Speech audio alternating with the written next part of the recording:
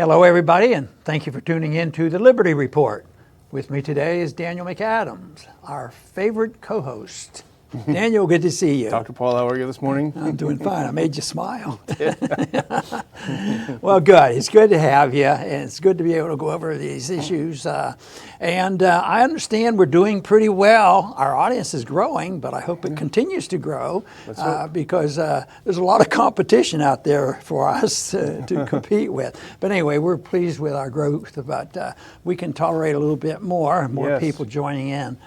But today I want to talk about something that is definitely in the news as usual, but in various ways. We want to talk about China, and they're in trade negotiations, and there's talks with North Korea, and after that Trump wants to talk to Xi and follow up on that, but they just had some trade talks in Washington that have concluded, but they're far from conclusive. Mm-hmm. I think that's going to go for a while. But I want to read this title of an article that caught my attention. It was on Zero Hedge to bring to mind discussion with China. It says, Armed Services Committee Chairman, that's Inhofe, warns U.S. and China, quote, headed for World War III. Pretty strong terms, and of course the article quotes Inhofe and tries to explain why his concerns are such, and of course it's all China's fault. It has nothing to do with our policy. Nothing has to do with us, sending aircraft carriers on the borders of China, looking for some trouble. But it is something that it could be very, very dangerous. One of our country's biggest complaint has been the Spratley Islands, and they're dredging it and building air bases there, and there's territorial water questions. But there's about 3 or 4 countries involved with that. Japan's involved, and I think Vietnam.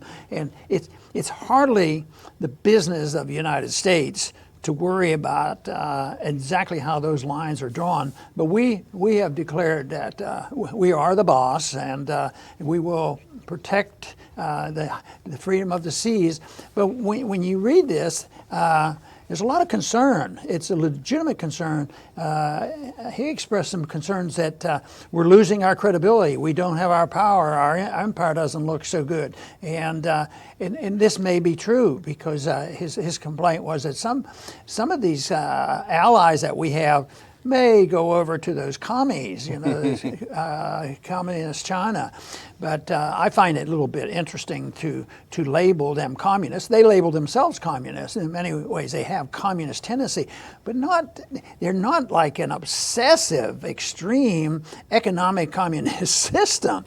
And I keep thinking, we're the ones that put on tariffs, we put on sanctions, we rule, tell everybody what to do. If we don't like their president, sometimes we just, or frequently, we just change them.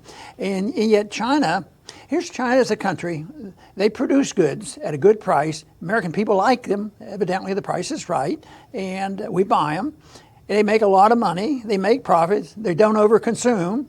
And you could debate that on why that happens. They don't overconsume. They save their money, and then they invest their money, and they invest in continents like Africa, and we invest in military bases in Africa. So in some ways, they have capitalistic tendencies, and this whole idea of making something and saving something and investing is a little bit different than what we do. We don't save anything, and if we need extra build bases, we just borrow the money. This past year, $1 trillion. We're going to borrow another $1 trillion next year.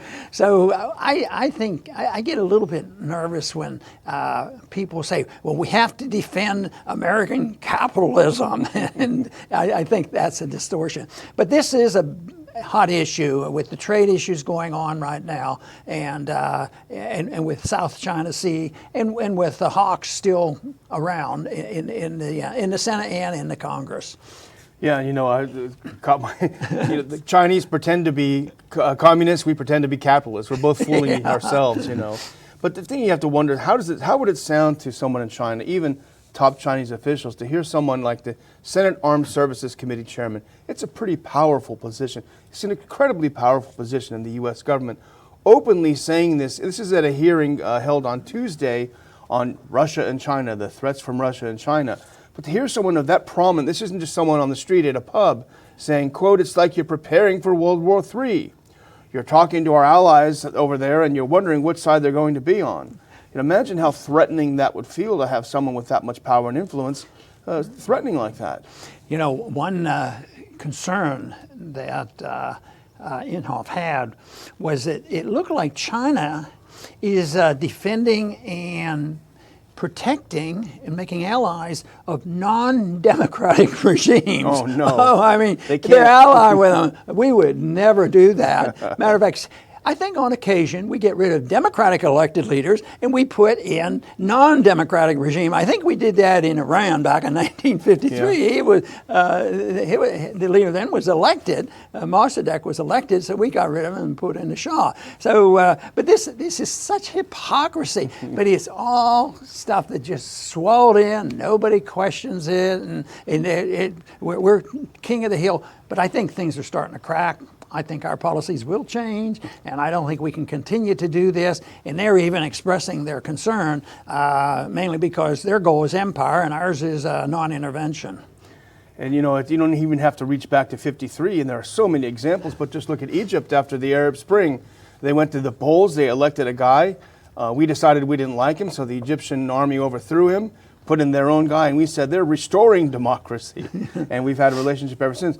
The thing about this hearing on the 29th, it is so indicative. If people really understood how these things work, maybe they might be a little bit more incensed about it. But so here Inhofe holds a hearing. A hearing, you know, in Congress should explore the sort of the broad scope of debate and help inform members of Congress on the issues. Well, in this hearing, there were 3 witnesses. 2 of them were for the Center for New American Security. And this is a neocon think tank. 2 officials, 2 former administration officials, including Biden's top security guy, second in line. And and the 3rd one was from the Atlantic Council. So these are 3 people that absolutely agree on this issue, who were the witnesses. There's no opposing. So here's what Eli Ratner, who was Biden's Deputy National Security Advisor: American people should be preparing for long-term competition with China. And that's interesting because, you know, I know it's a little crude, but I always try to follow the money when I hear that because we're in for a long haul. So I looked at who is funding the Center for New American Security. Where do they get their money? They seem to be pretty well-heeled, unlike us, the Ron Paul Institute. So I did a little browsing. So who wants us to be ready for a long struggle with China? Well, here's our top donors: Northrop Grumman, Boeing, Chevron, Lockheed Martin, Raytheon, the U.S. government, BAE Systems, NATO, and Dynacorp. All either U.S. government or military contractors. Of course, they want a long struggle with China. But they're saints and they're free market people, and they abide by the rule of law and property rights. But once in a while, our side gets a little bit annoyed with those communists, like a telecom organization that comes in and competes with us. And I'm thinking about Huawei and how they've arrested the daughter of the founder of that, had her arrested, and she's held in almost captivity, you know, in Canada. She can't leave. And that's to throw our weight around. You know, the charges, there's several charges, but the main charge, I think, is the fact that they said that company is getting around our sanctions. And don't they know that we're in charge of worldwide sanctions? Nobody else is allowed to use it. But she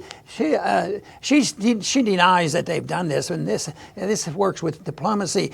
If they would blurt out and just tell the truth and say, we don't have to listen to you putting on sanctions. We have a right to trade with anybody we want. But you know, the conditions won't even allow them to do that. So they're going to fight that. And there, she's been held captive now for quite a few months.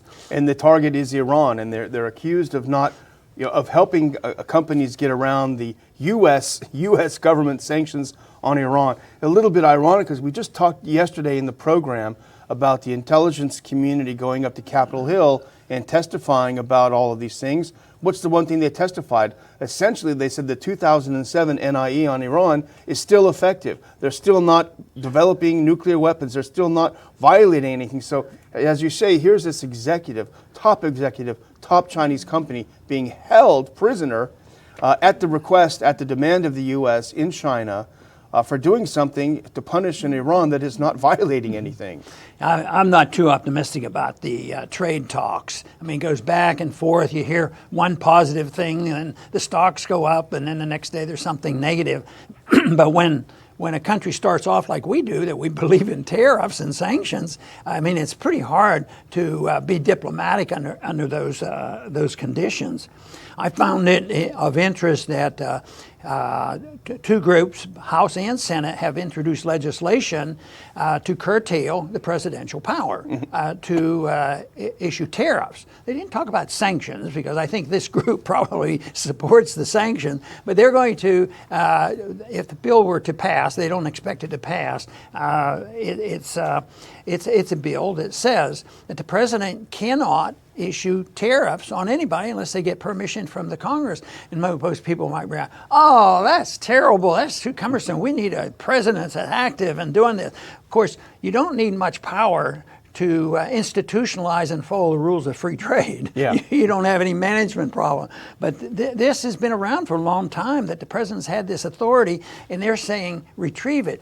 But the Constitution is very clear about foreign commerce. It's a responsibility of the Congress, and that's why transferring this authority, the authority to deal trade agreements. I've always voted against them. Not that they claim their goal so often there was to lower tariffs. That's okay, but it isn't okay to transfer power to the president.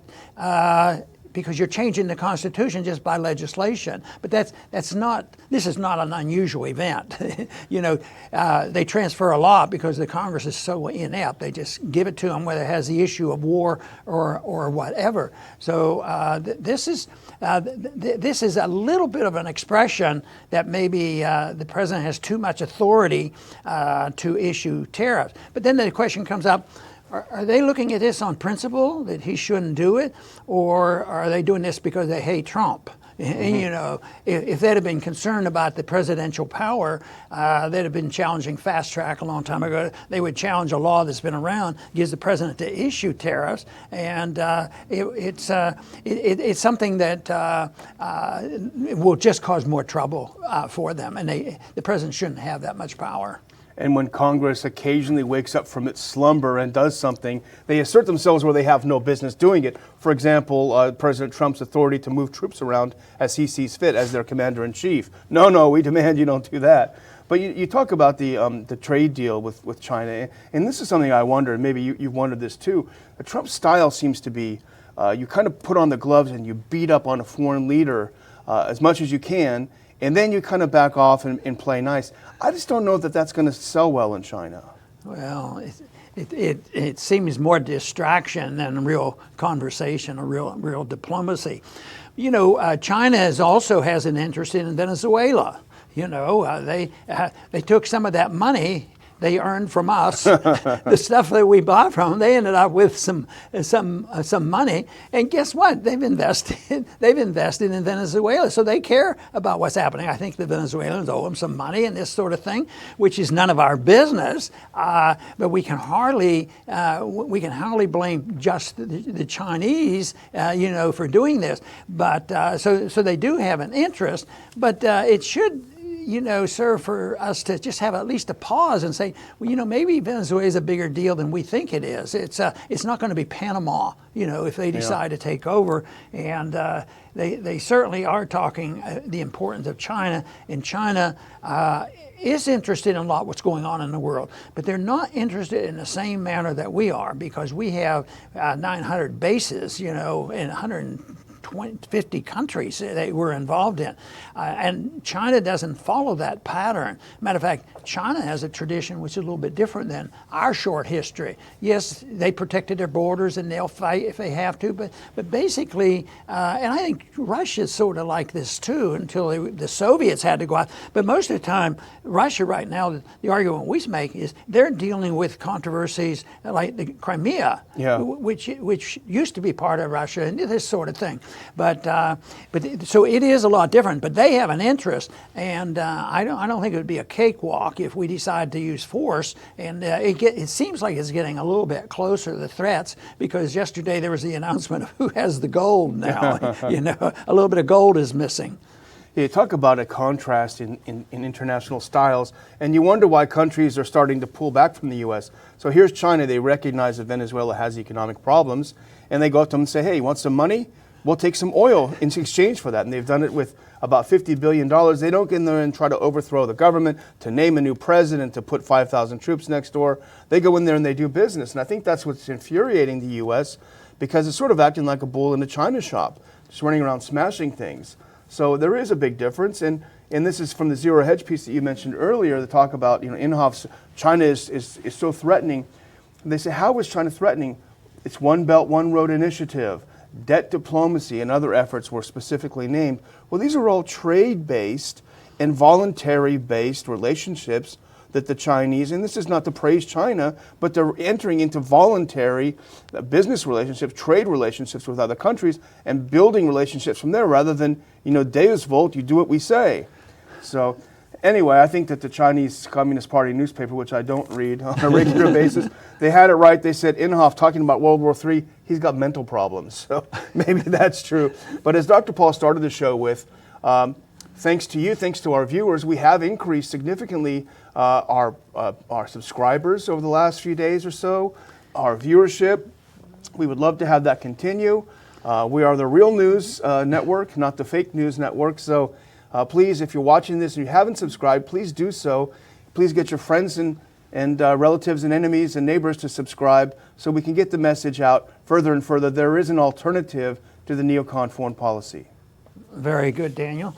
And one other thing that Inhofe said is that he was afraid that our dominance is ending. And I hope he's right, because I don't believe in dominance, because that implies empire. So, but he's concerned about it, and a lot of people will be, especially those who come from the neocon or the military-industrial complex or whatever, or the people who have been taught to believe that we can do no wrong and we have a moral obligation to please the world.